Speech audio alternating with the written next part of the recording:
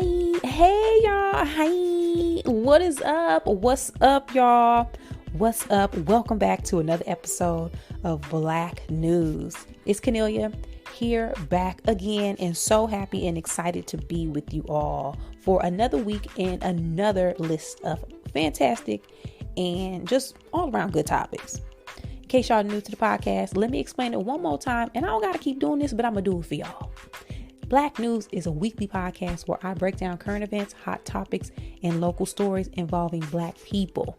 This is where you come, and this is where we go, and this is where we powwow to talk about what's going on with us, okay? So continue to congregate, continue to spread the word, and continue to pass the tid about Black News to all your friends and family, and continue to support. We out here. All right, first things first. Please continue to like and subscribe to Black News on all platforms where podcasts can be heard. I say this all the time. We are on all of the major podcast apps, and we on some of the mom and pops.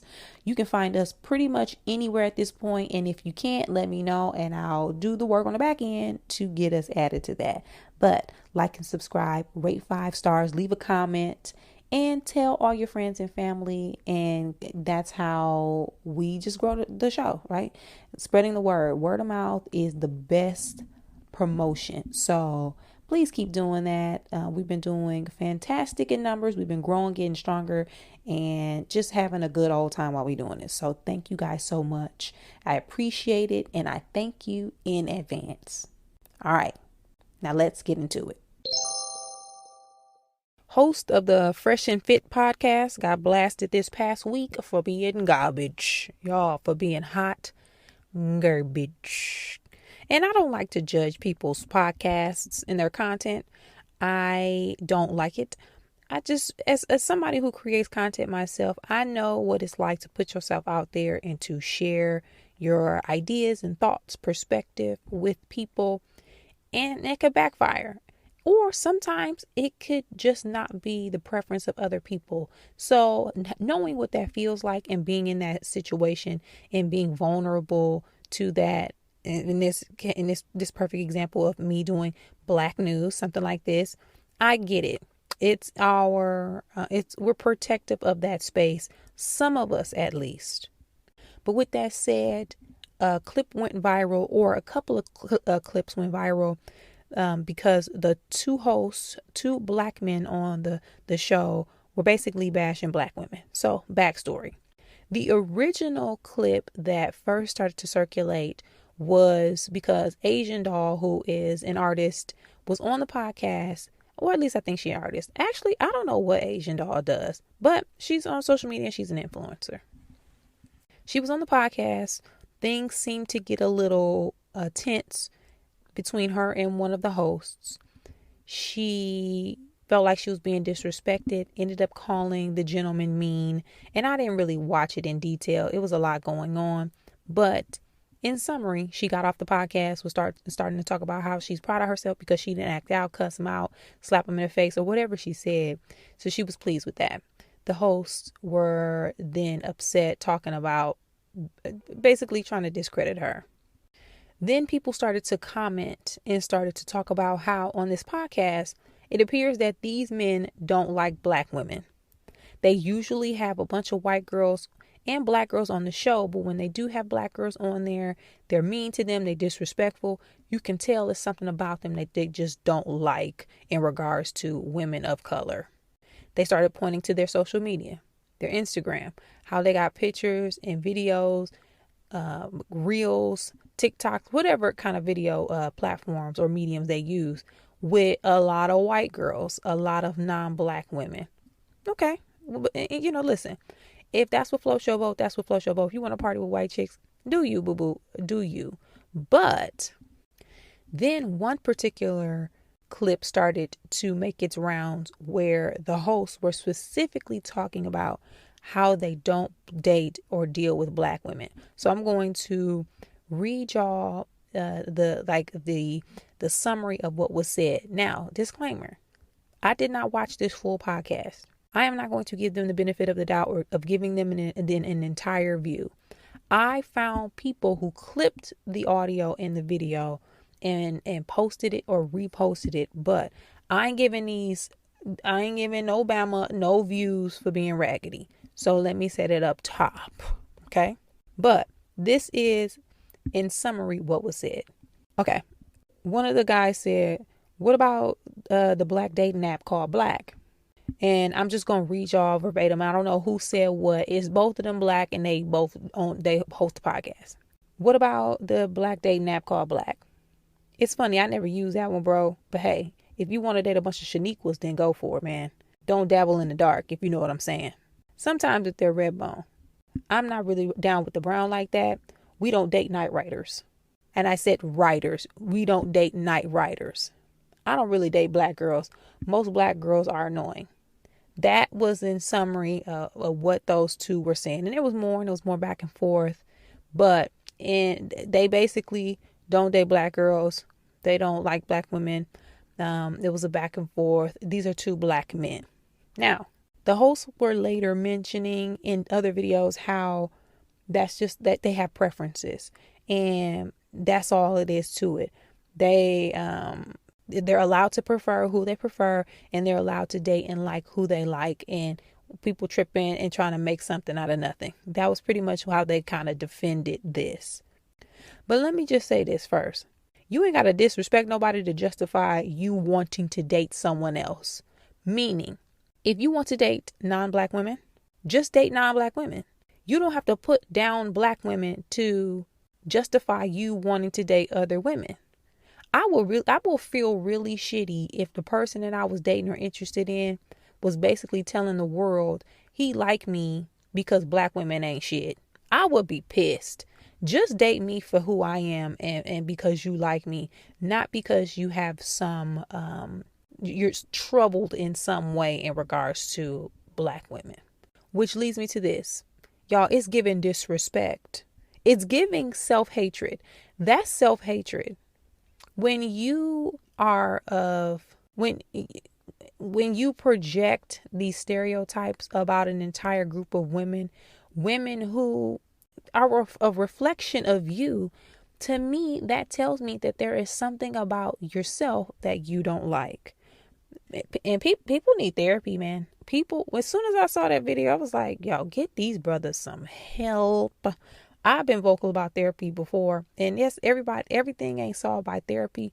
But if you are loud and proud as a black person, basically talking about how you don't like black women, it's something underneath that. It ain't just because you like black women. I mean, you like non-black women. It's some inner work that needs to be done. You got to do the inner work, and it could be a couple of things, right? We as women and as men, you probably notice this too. And if you are a man who dates men, black men, or men of other colors or backgrounds, it's usually a couple of things that are underneath that, right? Sometimes people got a problem with their own mama or that authoritative figure that was in their life, that woman figure. Because at the end of the day, it always come back to the parents. It always come back to the parents. Well, I won't say always. A lot of time it does. When I personally am in the space of men who say that they don't date an entire group of women, you are closed off to an entire race, millions of people of one demographic. First thing I'm going to ask you, tell me about your relationship with your mama. Tell me about your mama. Tell me about your childhood. What was your dynamic? Are you resentful because of the way she raised you or some of the things that you thought she should have done for you? Did she actually do something to you? Did she do nothing at all? Sometimes when I hear that, another thing that I think of was and is this person still unwanted by black women? A lot of times you hear people having these feelings because they're harboring the rejection that used to happen to them. Sometimes when you grow up and you ain't that cute, let's just keep it a buck. You ain't cute. Cause one of the hosts on that show, brother he ain't got it. Okay. And this comes from somebody. I've dated ugly men. Okay. And that brother ain't, I can see why he feels this way. Because a lot of times When we're younger and we're dating, we can't get the woman that we want. And sometimes, when you a kid and a boy try to talk to you, you don't like him, we'll tell you, get your ugly ass away. However, that's not always the case, but one thing can hurt someone's feelings for a long time. And a lot of times when you hear men slandering a group of women, it is rooted in rejection. It's rooted in rejection. And I would be negligent if I didn't bring up the fact that what is looking like, another thing that's looking like I said, black women didn't want y'all, so now y'all feel a way about it. You're undesirable to us. Next, they just hurt. Some people can't heal. They can't get over it. They can't move on for whatever reason, to the point where you got to get you a podcast and start downing black women. Bruh, get you a hobby. Get a hobby. And some people are just anti-black. Some black people don't like being black. They don't like being associated with blackness. They don't like people to see them as black. They try to do and say things that will allow or cause the white gaze to look at them as, oh, you're not like those black people. They just don't want to be associated with blackness. They have bought into the stereotype. They have bought into the misinformation that black is bad and things associated with us are ghetto and negative and not desirable. And they don't want to be associated with that. So what's one of the quickest ways to blend in with the others? Disrespect your women. Say you don't like their women. Which is a shame, because if you will say that on a podcast, they're saying that in front of their white friends. And how stupid you look around some people of other nationalities talking about you don't like your own women. The audacity. That is corny. It's just corny. It's just corny. So we got to do better. And by we, I ain't talking about the Black News listeners. I'm talking about Bamas. They need to do better. So, at the end of the day, while we are giving them some type of clout or shine, or not even clout and shine, publicity because of this situation that happened, I low-key feel bad for them, because it gotta really suck to feel so unwanted and undesirable by people that you have made such a drastic pivot to the point where you are announcing that you don't like the women who look just like you. That is really sad. Also feel bad for they black children, particularly, I don't even know if they have kids, but if they do have kids, they're going to be black. And if you have a daughter, she going to be a black woman. I feel bad for that young woman. And I wish her all the best, because her daddy is garbage. And let me point out, there were some black men who showed support on social media.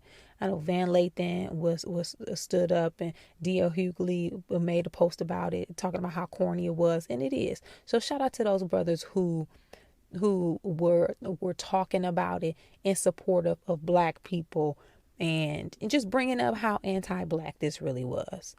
And we're like, at the end of the day, y'all, if you don't like us, just leave us alone.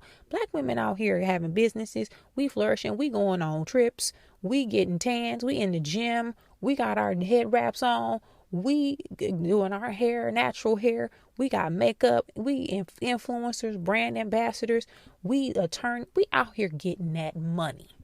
Leave us alone. We're healing. Black women, we out here thriving.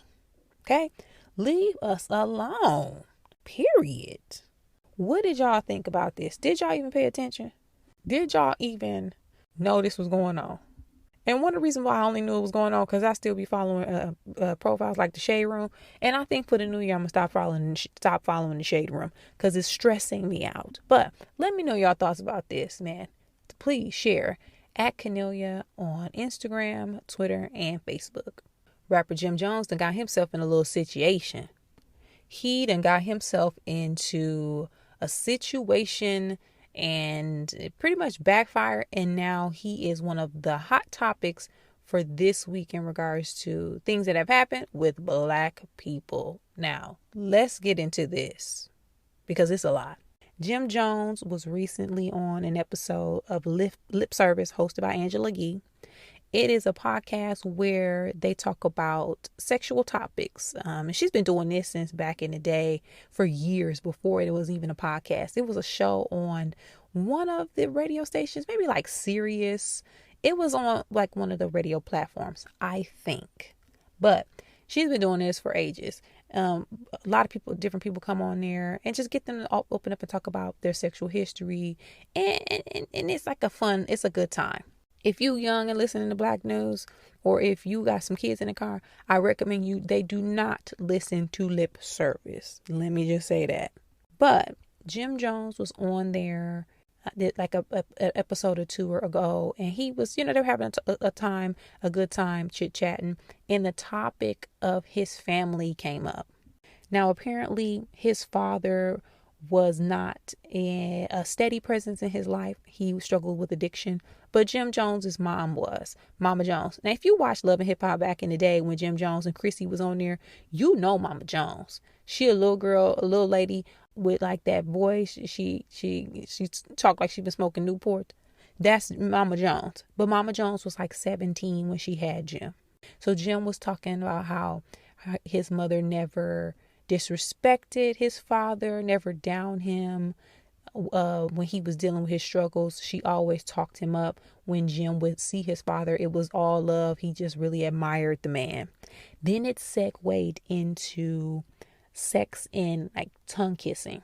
They asked Jim like something like, when did you learn how to kiss?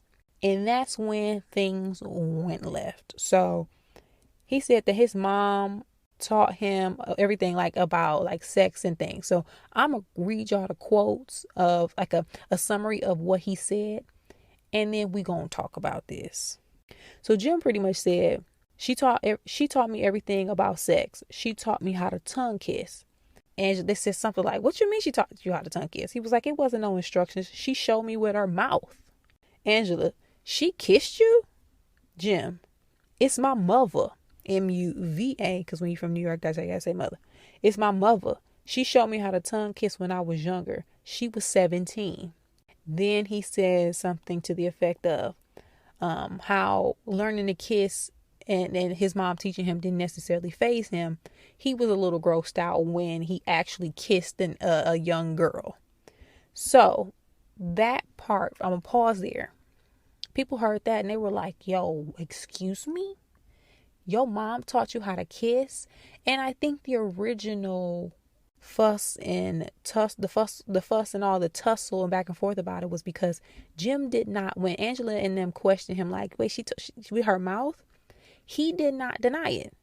He was telling a story, recounting his childhood, and it came across like his mama taught him how to kiss, like tongue you down. That's the noise. That's me making a noise like I'm tonguing you down. So all of this comes from him not clarifying if she did or did not actually do that. Now, they didn't dig or pry or go any deeper into it. The conversation segued off into something else. So it really wasn't an opportunity to keep going. But when they did ask him that one time, he was like, no, she told me with her mouth. So then stuff started hitting the fan and blew up. Jim hopped on social media and he responded to the extent of saying something like, and this is just light quotes. He said, I love my mama more than anything in the world. And for the record, it was a joke. That's weak what y'all trying to project. Talking about how everybody was like, yo, if your mama teach you how to tongue kiss, my guy, that ain't really, I don't know. So then somebody gets on like an Instagram live with Mama Jones. So Mama Jones responds and she says something to the effect of, the comments is crazy and everybody needs to understand you taking it wrong. I am not a nasty mother. All I am is a mother that was teaching my son how to survive and how to act with a woman. And for that information, it wasn't no tonguing down. It was a way of showing you how to tongue. He licked out his tongue. I licked out my tongue. That was it. End quote. There was more, but that was that chunk of like the meat of what she said. So first, y'all teaching y'all kids how to tongue kiss? Like, are you? I don't got kids, but is that what we supposed to be doing? Are we teaching our children how to do that? I don't know. I don't know what y'all doing, and I ain't talking about the black dudes and sisters. I'm talking about people out here in the streets. So hearing that, I'm hearing a couple things. I'm going back to them reiterating how she was a young mother. And when you young, a lot of times, sometimes you don't know what the hell you be doing. You raising a kid, you in the hood in Harlem. You used to be running the streets. Yo, baby daddy was running the streets. You out here in the world just doing whatever, to the point where you think, oh, let me teach my son about sex and how to tongue kiss a girl. Okay, put a pin in that. I ain't gonna even sugarcoat it. It's a mess. It is a mess. I'm not gonna go out on a limb and call someone a predator. I'm not gonna do that.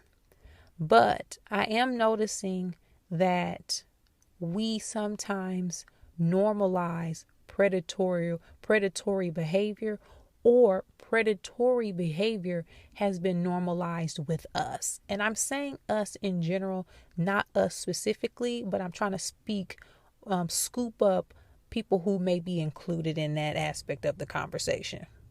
But we really be out here normalizing predatory behavior and to just looking the other way. A case in point, R. Kelly.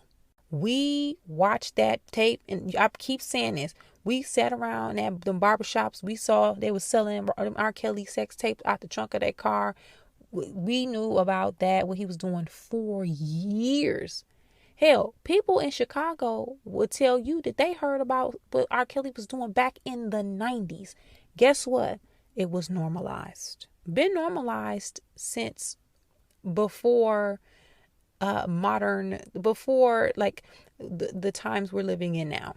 But I'm also noticing that people overlook predatory behavior, especially when it comes to boys. It is more overlooked. And by overlooked, I mean not like disregarded. I mean it is viewed in a different way. So y'all know, in a lot of cases, it's sometimes a badge of honor for young boys to be sexualized when they're children or younger or young teens. If a boy is groomed or harassed, sexually assaulted by a woman, it is often looked at as, oh shoot, you getting older women, you got older girls. A lot of boys will think it's a compliment, or not understand what was happening to them until they're much older. As where if the same situation were to happen with a girl, it will be looked at differently. But regardless, if it's a young girl, young boy, old girl, old boy, grown woman, old woman, it don't matter. We got to stop normalizing predatory and unsafe behaviors, especially though with our children. Now, even in this Jim Jones, Mama Jones case, right? Jim said what he said and Mama Jones said what they said. It sounded like it actually happened, because again, Jim wasn't doing he was like, no, like mama didn't kiss me, blah, blah, blah, blah, blah. It wasn't none of that. It sounded like she actually did do this. But I would ask us, what would we say if it was a woman on lip service who said, yeah, my daddy taught me how to tongue kiss when I was a little girl? What? We would flip out. People flipping out over this Jim Jones situation, but we would double, quadruple, 10 times flip out if a woman got up out here and was like, yeah, my daddy taught me how to tongue kiss. It would be unheard of. I would love for us to take that same approach when it comes to boys and girls being put in situations that is over sexualized or predatory or dangerous for them. Now, I say all that to say, at this point, we have heard sound bites. We can hear what they have had to say about this. We throw our hands up. I don't know what we gonna do.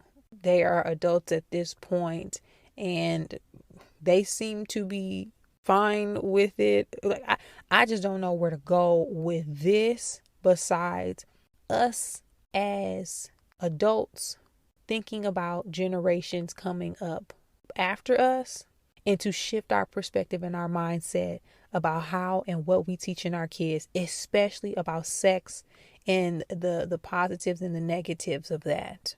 We got to break these cycles, man. We got to stop within us over sexualizing people, or just, again, I'm going to say this again, thinking that predatory behavior is normal. It's not okay. It is not okay. And this conversation has sparked another big debate within the Black social networks. And I hope the conversation brings out some type of a positive awareness for some people. I hope some people are like, oh, shoot, that ain't cool. Maybe I shouldn't do that when I finally have kids. Or, oh, I saw somebody doing that you're right, that ain't right. Let me say something, let me do something. Let's do a little more something to make sure that we break in this mentality, because it's time. With that said, did y'all hear this podcast interview? And this one, I mean, Lip Service with Jim Jones. Did y'all see all the back and forth? What y'all think? What do y'all think about it? Let me know. Because look, y'all, hit me up at Kennelia, social media, Twitter, Instagram, and Facebook. Let's get into honorable mention. Actor, philanthropist, just all around good human being, Sidney Poitier passed away recently at the age of 94 years old. Sidney Poitier, and in case you are just living under a bridge at this point, you know who he is. Whether you know who he is because your grandma know, whether you personally know because you study his work, whether you've heard about him in just conversations about actors, Black people in Hollywood, the civil rights movement, any of those reasons are reasons why or how you could have heard about Sidney Poitier. But specifically in regards to what he means to us, many things, right? A lot of the initial conversation comes when we talk about best Black actors and the GOATs, greatest of all time, people we look up to, aspire to, your actor's favorite actor. That's where he comes into discussion about that one. People will often ask actors and entertainers who their inspiration is, right? Who do you see as that pinnacle and that beacon? A lot of people, or I will say a lot of older Black actors, will reference him. He, has been known for many different roles, but regardless of which one you gravitate towards, or even if you don't gravitate towards one specifically, he was that dude on screen. He was the first Black man to win Best Actor at the Academy Awards. Denzel Washington is one of the people who looks up to him. They had a good relationship, as actors, as entertainers, and as Black men. They just had what it seems like to be a quality relationship.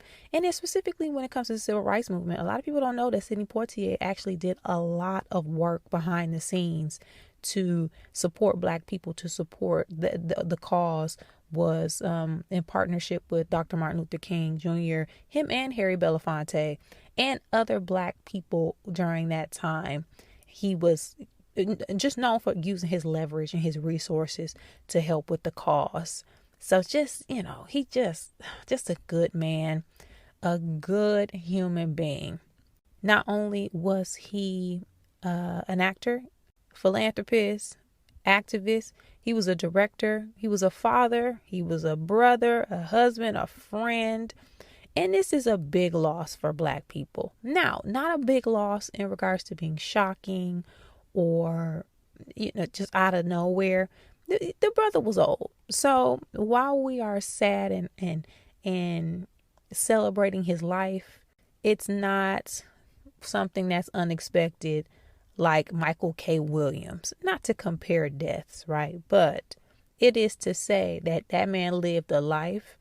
He served his purpose. He lived that purpose. And he had a good damn run. So Rest in peace to Mr. Sidney Poitier.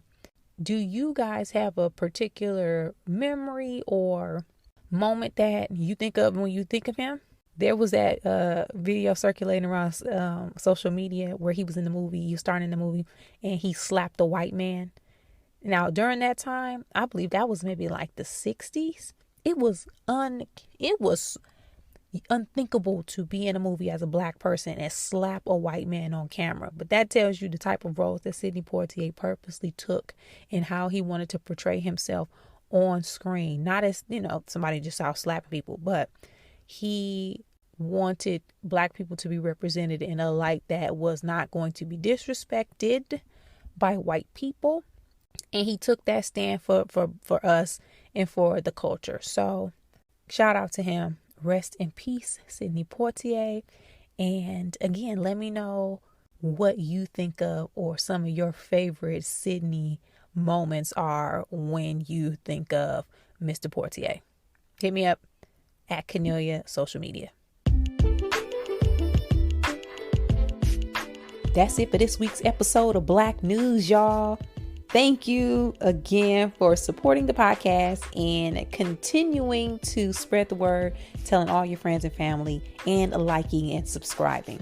I appreciate it. We are growing. We are getting bigger and stronger in numbers. So I am so thankful for you all. And I ask that you please continue to do that. And when I say like and subscribe, especially on Apple Podcasts, be sure to hit that 5 stars, leave a comment. People read those. They get the feedback. They're like, you know what? That sounds good. Let me hear what she got to say. That's what we want, and continue to do so.